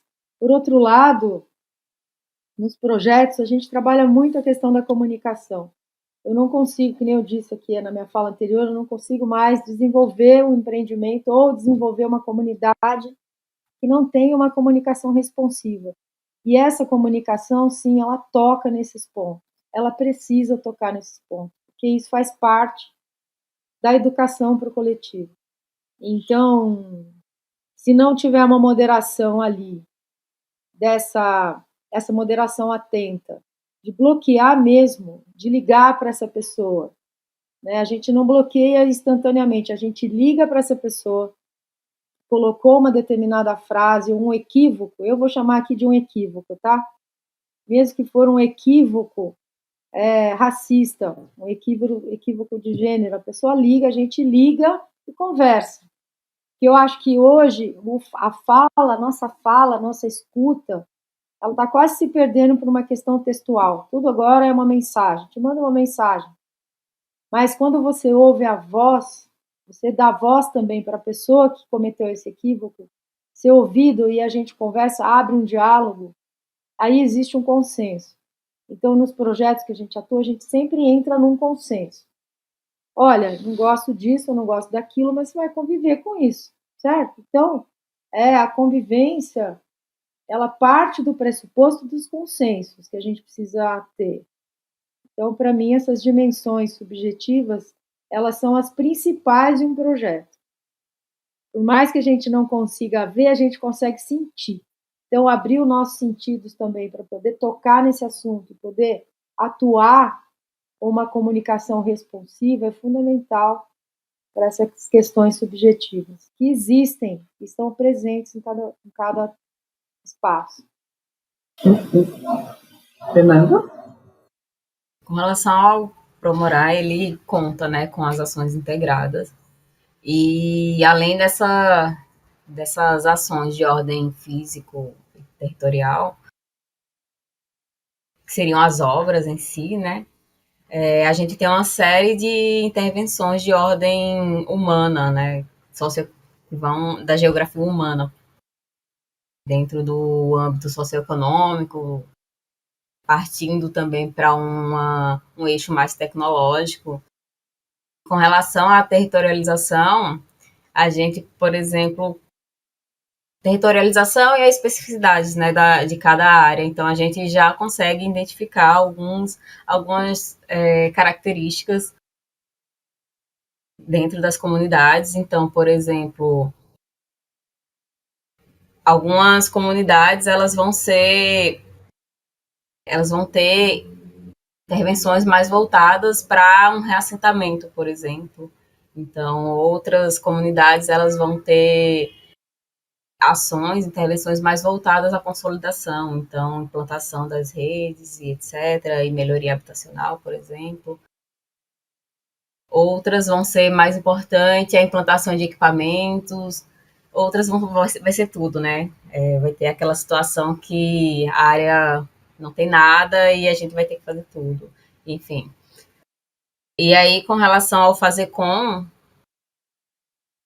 a gente tem incorporado isso dentro do processo participativo, né, dentro da metodologia que tem sido utilizada, que é basicamente isso. A ideia é fazer com que as pessoas identifiquem conosco quais os problemas e que a gente desenhe as soluções juntas, né, dentro daquela perspectiva de que quem mora, quem sabe quais os problemas, né, que sabe quais os direitos que foram violados e etc. Já com relação a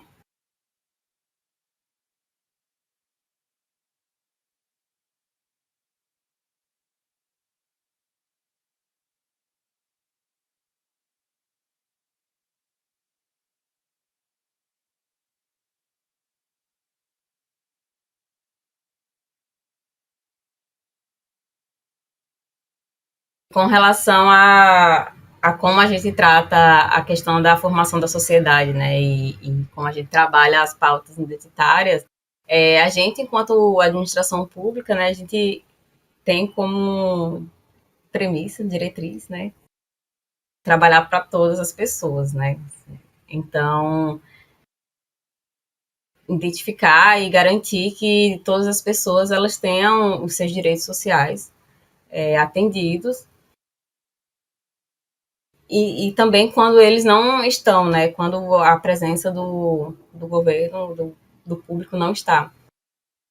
Então, e aí conversando também com a resposta a partir do processo participativo é que a gente tem identificado isso. Então, por exemplo, a gente tem uma entrevista com uma das pessoas, né, uma das moradoras de uma comunidade, que ela disse que em 23 anos ela nunca participou de um momento de escuta, como tem acontecido. Então, assim, a gente faz essas oficinas com os diferentes públicos, inclusive idosos, LGBT, crianças que são um público que normalmente não é ouvido, né, dentro de projetos tanto urbanos quanto projetos de arquitetura também. E a gente consegue fazer um olhar diferenciado quando a gente identifica esses públicos, que eu acho que é muito importante. E dessa forma a gente consegue fazer com que essas informações, essas decisões, na verdade, que essas informações e essa identificação desses públicos, isso subsidie as nossas intervenções, né? Então, identificar quais as melhores práticas que devem ser implantadas ali. Com isso, a gente também despertar e fortalecer o sentimento de pertencimento. Bom, em relação à questão do território, né, do espaço, eu acho que começa primeiro com você colocar a política pública, ela tem um espaço para acontecer. Né? Às vezes a gente fala de política pública e fica assim, parece que está na nuvem, né? Parece que está voando. Não, a política pública ela é aplicada em um território, né? Especificamente com as suas características físicas, geográficas e humanas, e para atender aquela população que está ali. E quando a gente começa a definir esses espaços, a gente consegue conhecer melhor a realidade local, né? Conhecer melhor as demandas daquele local, né? Independente do nome, se a gente chama de território, chama de espaço, o importante é que você conheça aquele espaço, que você conheça aquela população e conheça as demandas daquela população para que as políticas sejam mais assertivas, né? A gente tem Mesquita, no caso, é um município muito pequeno, então é mais fácil trabalhar isso, mas ainda assim você tem diferenças entre bairros, né? Então, em um município como São Paulo, por exemplo, isso é muito maior. Então, eu acho que a territorialização tem a ver com isso, que é você conhecer as demandas específicas dos espaços para poder atender melhor, né? Potencializar, né, os projetos, as ações. E isso tem a ver também com, acho que a segunda provocação que você fez, que é, a partir do momento que a gente conhece esse território, passa a conhecer melhor essas pessoas e se aproximar dessas pessoas, nós vamos começar também a identificar quais são as principais demandas sociais, as diferenças culturais. Eu até fiquei, quando você falou isso, eu fiquei, gente, não sei como é que eu vou responder, ainda não estou nessa fase, e aí também tem uma coisa assim, esse projeto piloto que a gente está fazendo, né, que é o urbanismo social com territorialização das políticas públicas, foi uma decisão do governo de primeiro entrar com base. Se você não tem nada, então eu vou dar a educação, e a saúde e a assistência social. E a partir de agora que a gente está entrando nessa fase que é a da escuta, porque no primeiro momento nós também não conseguimos identificar lideranças naquele bairro. E aí tem, né, todo um estudo que está sendo feito por que não tem ou por que não foi identificado, porque agora vão entrar projetos que devem ser feitos de fato com os moradores, porque a educação, a saúde, por exemplo, né, que é o carro-chefe, a saúde é um direito de todo mundo e um dever do município, então não tem que ter. Então a prefeitura foi lá e colocou, olha, todo mundo tem uma clínica da família aqui que vai ter toda a atenção básica garantida. Mas como é que a gente vai fazer um parque linear? Né? Como é que a gente vai fazer um campo? Como é que a gente vai fazer a escola de artes do espetáculo que a gente vai usar como equipamento âncora para atrair essa comunidade?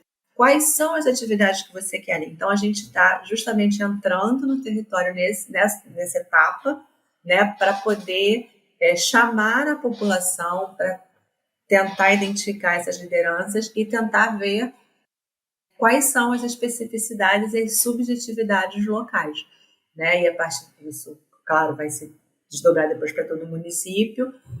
Uma questão que a gente já identificou é a questão de gênero em relação às mulheres, né? Que é o medo de andar à noite porque não está bem iluminado, ou a dificuldade de andar com carrinho de bebê porque a calçada não é adequada. Então, a gente já começa a ter algumas indicações aí, mas é só mesmo estando dentro do território, né, dentro do bairro, que a gente vai poder conhecer melhor, entender melhor e direcionar melhor as soluções junto com a comunidade, né? Porque é isso, a gente não sabe tudo, as equipes elas são, né, devem ser intersetoriais, mas quem está lá na ponta que sabe aonde o cara aperta, né? Como dizia meu avô. É isso que a gente está buscando agora.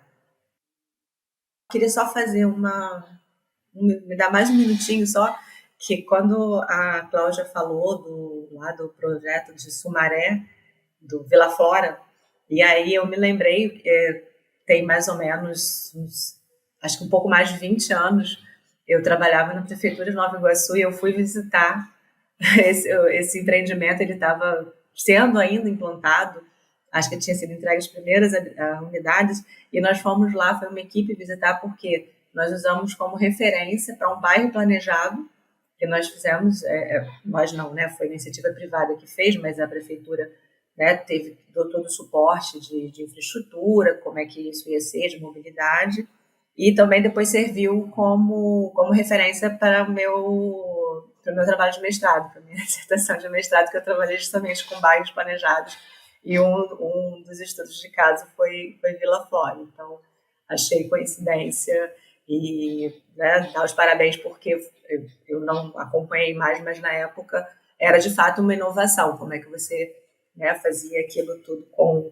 a comunidade, como é que você faz um bairro que é aberto, né, que tem cara de condomínio, mas que é aberto, que é fazer cidade.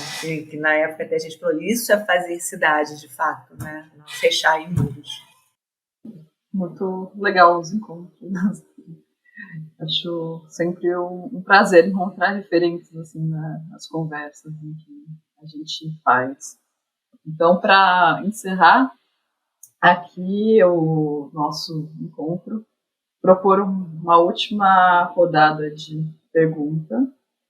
Tem a ver com o que a gente veio falando um pouco agora sobre a educação, né? Mas a educação num sentido que ele é ampliado e não só uma educação formal no sentido do espaço formativo da unidade escolar, né, que é fundamental, mas em tempos de negacionismo, né, quando o papel da educação é base, mas ela está espraiada em vários sentidos, né? Então, vou fazer duas perguntas com relação a esse tema, que tem, né, a ver com na formação, né, do urbanismo social.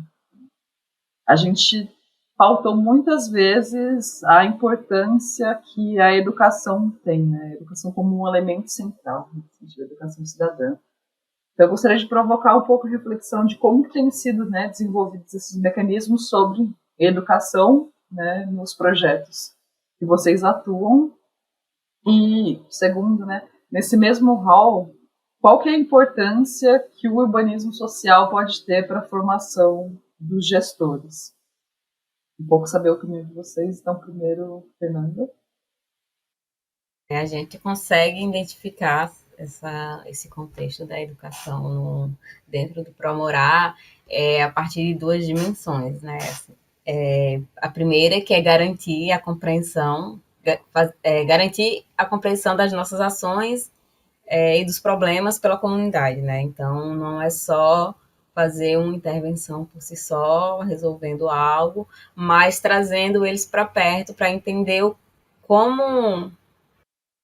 que é a intervenção e qual o problema que ela objetiva sanar e quais ações necessárias para a gente continuar manter, né, essa intervenção. Então, é muito nesse sentido de conscientização, talvez. E o outro sentido, garantir a melhora da qualidade de vida em 360 graus, né, que é para além do espaço físico. Então, a gente tem outras ações voltadas para capacitação, por exemplo, implantação de equipamentos também, tanto de educação quanto de outras dimensões da serviço público, né? E garantir a promoção, né, a melhora do padrão de qualidade de vida e que ele seja mantido, né? Educar para que ele seja mantido. Assim, é muito sobre mobilização social. Aqui em Recife a gente tem um caso de uma comunidade chamada Pilar, que na verdade ela não é objeto de intervenção nossa, ela fica mais na área central, então a gente vai trabalhar mais com a área das periferias, mas essa comunidade ela foi identificada como o segundo pior IDH de Recife. E ela foi urbanizada, ela teve uma série de implantação de equipamentos de saúde, de educação, novas habitações foram produzidas e ela segue na mesma posição. Então, assim, algo falhou, né, nessa intervenção.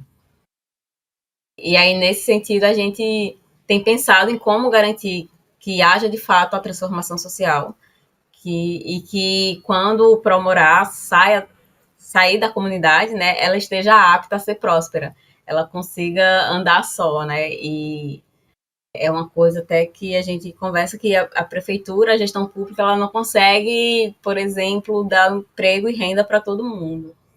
Mas a gente consegue, talvez, intervir com ações que a gente pode deixar essa população apta, né, a ser contratada por empresas, por exemplo, ou montar o seu próprio negócio, por exemplo. Com relação a urbanismo, a importância do urbanismo para a formação de gestores, né? Assim, historicamente, grandes projetos urbanos, eles são geridos por profissionais da área de exatas, né? Por exemplo, engenharia. E aí um exemplo, inclusive, da coordenadora geral do Promorá, que é uma engenheira, Beatriz Menezes, que, assim, são áreas que, por si só, elas não aprofundam, durante a formação, elas não aprofundam os temas sociais. Então, por um longo período, só era pensado a obra física em si, né? E a obra, cronograma, prazo de entrega, economicidade da obra, e não tinha esse olhar para a sociedade. Então, a população ela tinha que se adequar à obra e não a obra ela se adequava à população. Então, eu acho que o urbanismo social ele traz essa visão, essa ótica inversa, né? E da obra, na verdade, da engenharia e arquitetura, elas se adequarem ao espaço, à população, né? Ao que já existe. E, assim, a gente entende que é uma forma eficiente, na verdade, né? É mais fácil a gente fazer um projeto e fazer uma obra que se adeque a uma cultura local, uma condição local, do que fazer uma obra e tentar modificar essa cultura. E então é isso, assim, a gente entende que isso acaba sendo até muito mais vantajoso, é mais eficiente e mais vantajoso para a administração pública.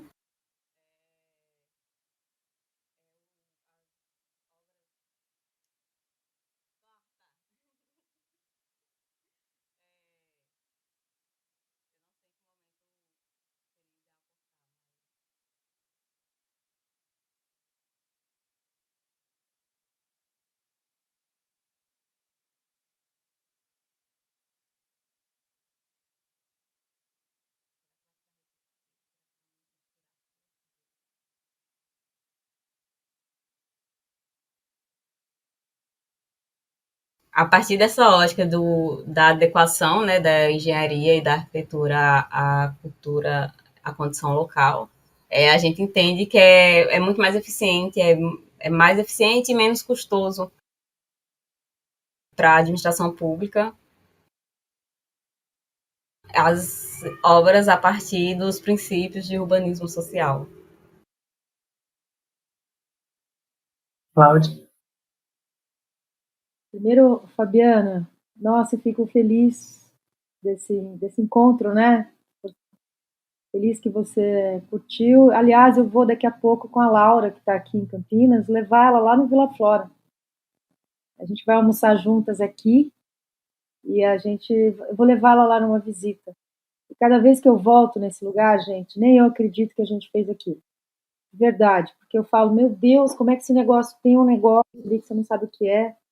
Essa subjetividade ali das pessoas, mas foram inúmeras atividades assim que qualquer dia eu converso com vocês, se vocês quiserem, mas foram inúmeras atividades que hoje é impossível se fazer num projeto, infelizmente, num projeto hoje que a gente pega aqui no setor privado, porque foi um projeto caríssimo, né? De 10 anos, foram mais de 300, 400 atividades. Eu tenho assim, imensas fotos de tudo que a gente fez. A cada condomínio entrega, a gente fazia uma série de coisas, depois é apaixonante, na realidade. Agora eu aprendi o que não fazer, né? Então já é um grande aprendizado, não é verdade? Bom, voltando a essa questão da educação, bom, a educação nos projetos como eu digo assim, ele é raiz, ele é ponto central da educação. Se eu não tenho, da educação não, de qualquer projeto que a gente vai implementar, seja no setor público ou setor privado. E mesmo são dois braços, um braço que atua e um braço que comunica, né? Tanto em um ou outro, a educação é transversal e ela é fundamental para que a gente consiga mudar esse paradigma do eu para o nosso, que é o eixo central, né? Do ser, do pertencer, do conviver e do cuidar. Eu acho que sem esse eixo, esses eixos aí, acho que é impossível hoje você ter projetos de qualidade. Outra coisa, eu acho também que é o projeto, quando você tem o centro na educação, o olhar que a gente faz no desenho de um projeto ou na atuação desse projeto a curto, médio e longo prazo, precisa ser um olhar integrativo. Então, vou desenhar qualquer tipo de ação, eu tenho que pensar na conexão emocional, preciso pensar na conexão do comportamento desse lugar, das pessoas, a conexão com a cultura e a conexão social. Então, abranger a educação num olhar mais integrativo, para que um projeto ele consiga ter êxito é fundamental, né? Curto, médio e longo prazo. Não importa se está numa pré-entrega e não importa se existe uma comunidade já formada. Eu acho que ampliar essa escuta e olhar para diferentes dimensões e conectar essas dimensões é importante. Em relação ao urbanismo social, hoje, o urbanismo deu um salto de qualidade, eu acho que foi assim incrível o que os arquitetos, o que os urbanistas fizeram na qualidade da ambiência que foi formada para que a gente possa viver e conviver nesses lugares. Eu vejo isso porque desde 99 para cá a qualidade dos projetos assim foi incrível. Claro que a gente vê coisas assim aberrantes, né? Coisas assim que você fala, não vai dar certo. Porque você coloca a praça num canto, sendo que as pessoas moram mais para cá. Então, por conta da fatia da terra, né? Então, você vê hoje o urbanismo como o ponto central de um projeto para dar certo. Criar esse ambiente, criar esse espaço para que as pessoas possam viver e conviver com qualidade e descansar o corpo e brincar, né? As praças, os ambientes, que a gente possa ter descentralidades nesse ambiente, nesse espaço que é gigante de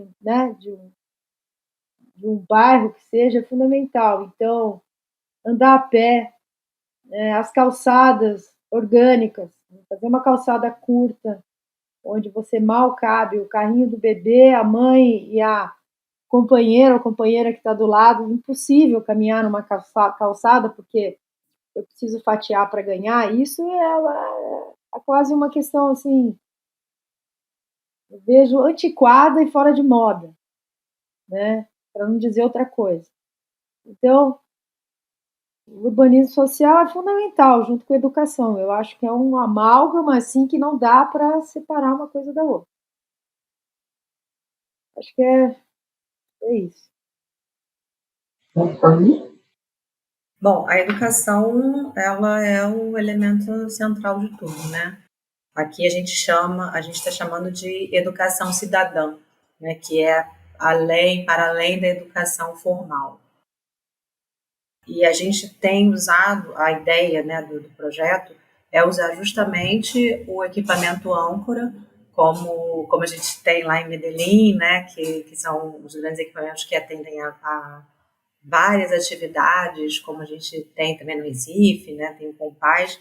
Então, a ideia é usar esse equipamento âncora como um atrativo, né? Claro que a gente tem um foco nas crianças e adolescentes, né, que são ofertadas aulas de circo, de esporte, de xadrez, mas com isso também trazer a família, as famílias dessas crianças e adolescentes para perto, e a partir daí entender, né, a dinâmica local, quais são as necessidades para ofertar também cursos de capacitação para essas pessoas, para poder dar autonomia, né, para poder ajudar na geração de emprego e renda, mas também fazer uma espécie de capacitação cidadã, de olha, esse equipamento aqui, ele é seu, né? Essa rua, ela é sua, a calçada. Aqui na Baixada a gente tem muito, de modo geral, assim, a incorporação da calçada no terreno, né? As pessoas colocam os pitocos, que é para ninguém parar o carro. Às vezes a pessoa constrói a garagem na calçada. Então, só que a calçada não é dele, a calçada é de todo mundo. Então, a gente está trabalhando a educação nesse sentido, né, de que a participação também ajuda nesse sentido de pertencimento, de que todos são responsáveis por aquele espaço. E usando esse equipamento âncora como um atrativo, né, como um lugar que oferece formação, oferece opções de atividades, né, para as crianças e adolescentes, e também capacitação para os adultos. E que isso também é a base do urbanismo social, né? E na questão dos gestores, para os gestores, isso a gente tem visto aqui, a gente tem aprendido aqui, eu acho que outros lugares pelo Brasil também já estão começando a entender isso, que a gente não pode ficar cada um dentro da sua casinha, né? E em relação à habitação, principalmente, né? Inclusive os paradigmas da própria ONU, né? O que é habitação, moradia digna? Ela tem que ter acessibilidade, e acessibilidade, não só acessibilidade interna, mas acessibilidade à cidade, né? Ter acesso a esporte, à cultura, ao lazer, ao emprego, né? Ela tem que ter a segurança da posse, e isso não dá para você fazer sozinho. Então, eu acho que quando você forma uma equipe multidisciplinar para desenvolver um projeto que tem habitação de interesse social, né, que tem melhorias habitacionais, que tem provisão habitacional, que tem regularização fundiária, mas que também tem escola, que tem saúde, que tem esporte, lazer e cultura. Então, isso muda, vira chave, né? E tudo junto e tudo articulado. E aí, como é que você faz? Você vai ter que fazer um espaço de caminhabilidade para que as pessoas possam acessar de forma mais fácil todos esses equipamentos, para que elas não precisem se deslocar, né? Ter grandes deslocamentos, seja a pé, seja de carro ou de ônibus, porque às vezes também não tem nem o dinheiro para pagar a passagem. E acho que isso está se disseminando, né, Brasil afora, e eu fico muito feliz, né, que os gestores comecem a entender isso.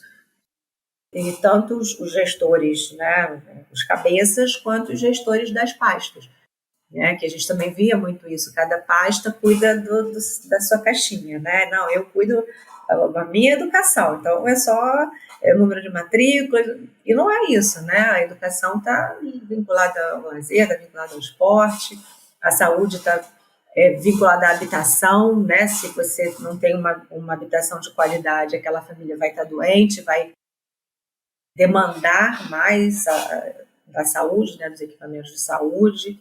Então, acho que é isso, o urbanismo social, ele traz essa integração e essa consciência de você fazer os projetos integrados e com a participação social, para que eles se mantenham e para que eles tenham continuidade, que eu acho que também é uma outra questão que é muito presente aqui no Brasil. Cada vez que muda a gestão, muda tudo, mudam todos os projetos, e se você tem a população, quando a população se apropria daqueles projetos de modo geral, ou desse modus operandi de fazer as coisas integradas, ela vai cobrar, né? Seja o gestor que vier, ela vai cobrar. Não, eu quero que continue, porque o serviço está sendo bem prestado, porque eu tenho o serviço próximo da minha casa e os meus filhos têm um atendimento adequado. Então, a população se apropria daquilo, cuida dos equipamentos e dá continuidade a esse tipo de intervenção, que melhora de modo geral a comunidade de modo geral, né, levando qualidade de vida para todo mundo. Perfeito. Acho que essas provocações, assim, esse diálogo foi muito importante. Acho que é muito legal para quem ouve, né, refletir sobre a importância que tem, né, a intersetorialidade, os dados, a educação, como esses elementos eles estão conectados, né? Eu acho interessante mencionar um pouco ao final, né, mas temos aqui, né, eu, uma socióloga, conversando com arquitetas, um educador, design de convívio, enfim, eu acho que esse papel da intersetorialidade, para mim, é muito uma base, um princípio fundamental para o desenvolvimento dos projetos, assim, pensando um pouco quando vocês estão falando, né, que temos as particularidades dos projetos, temos inteligências diferentes, olhares diferentes sobre como vemos esses territórios, esses espaços, né? Eu acho que é muito rico poder contar com um ponto de vista da arquitetura, do urbanismo, da sociologia, da educação, pedagogia, da assistência social, que é muito fundamental nos territórios, da psicologia, enfim, os elementos que formam uma equipe multidisciplinar permitem muito enriquecer o que a gente está construindo como uma cidade, né? Além disso, né, os diferentes setores, como eu já mencionei antes, né? Pensarmos as pessoas que estão no poder público, ali em diferentes partes do poder público, né? Desde pensar num papel mais, né, de gestor, a pessoa que representa o poder público ali no território, as pessoas que estão na iniciativa privada, nos movimentos sociais. Eu acho que uma provocação que a gente sempre fez enquanto Rede Brasileira de Urbanismo Social é essa de reunir essas pessoas para conversarem, sentarem na mesa, porque às vezes pode parecer que esses lugares eles estão distantes, mas ou a gente tem que reunir os nossos objetivos em comum. Então, agradeço muito mesmo esse debate. As pessoas que estão assistindo a gente agora, por favor, deixem comentários, nos sigam na rede social, Rede Brasileira de Urbanismo Social. Temos um podcast que é o urbanismo, o social do urbanismo. Temos essa provocação aí em nosso nome. E agradeço muito novamente a vocês, o tempo disponibilizado por vocês aqui para a gente gravar essa conversa e disseminar esse assunto com a criação e consolidação dessa rede de pessoas que estão pensando essas cidades mais justas acontecendo aqui. Muito obrigada, gente.